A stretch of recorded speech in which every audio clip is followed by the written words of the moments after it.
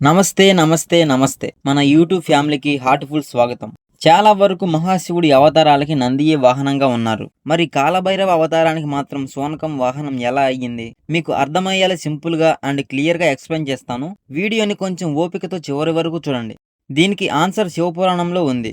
ఒకసారి మన సృష్టికర్త బ్రహ్మకి సత్యయుగంలో 5 తలలు ఉండేవి. అయితే ఒకసారి బ్రహ్మ 5వ తలకి తానే గొప్ప అనే ఫీలింగ్ వచ్చి శివుడిని అండ్ వేదాలను అవమానిస్తారు. అప్పుడు శివుడు బ్రహ్మ యొక్క అహంకారాన్ని అణిచివేయడానికి కాలభైరవుడిగా అవతరిస్తాడు.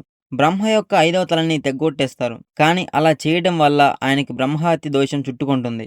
అండ్ బ్రహ్మ 5వ తల పుర్రె కాలభైరవుడి చేతికి స్టక్ అయి ఉండిపోయింది. అయితే ఆ దోషాన్ని పోగొట్టుకోవడానికి భైరవుడు విశ్వమంతా ఒంటరిగా తిరుగుతారు. కాలభైరవుడు మహాశివుడి అవతారంలోనే అత్యంత భయంకరమైన మరియు కఠినమైన అవతారం. సో ఆ అవతారానికి దగ్గరగా వెళ్లే ధైర్యం ఎవరూ చేయలేదు. భైరవుడు భూమి మీద సంచరిస్తూ ఉండగా ఒక నల్ల శూనకం మాత్రం స్వామిని చూసి ఆయన వెనకాలే వెళుతూ ఆయన్ని ఎప్పుడు ఫాలో అయ్యేది. చివరికి శివుడు ఆదేశానుసారం కాలభైరవుడు కాశీకి వెళ్లి గంగా నదిలో పవిత్ర స్నానం చేసిన తర్వాత బ్రహ్మ యొక్క పుర్రె ఆయన చేతి నుంచి విడిపోయింది. అందుకే మన పెద్దలు కాశీ వెళ్ళి గంగానదిలో పవిత్ర స్నానాలు చేస్తే మనకి ఉన్న దోషాలు పాపాలు పోతాయని అంటారు.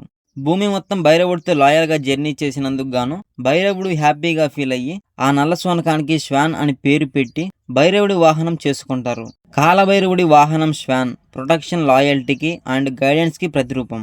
అలా శూనకం కాలభైరవుడి వాహనం అవుతుంది. ఈ ఇన్ఫర్మేషన్ని మీ ఫ్యామిలీ అండ్ మీ ఫ్రెండ్స్కి షేర్ చేసి మన ఛానల్ని ఇప్పుడే సబ్స్క్రైబ్ చేయండి. మీ సపోర్ట్గా వీడియోని కొంచెం లైక్ చేయండి. ఇంకొక 10 మంది తెలుసుకునే అవకాశం ఉంది. ఫైనల్లీ వీడియో ఎండ్ వరకు చూసిన వాళ్ళకు థ్యాంక్ యూ సో మచ్.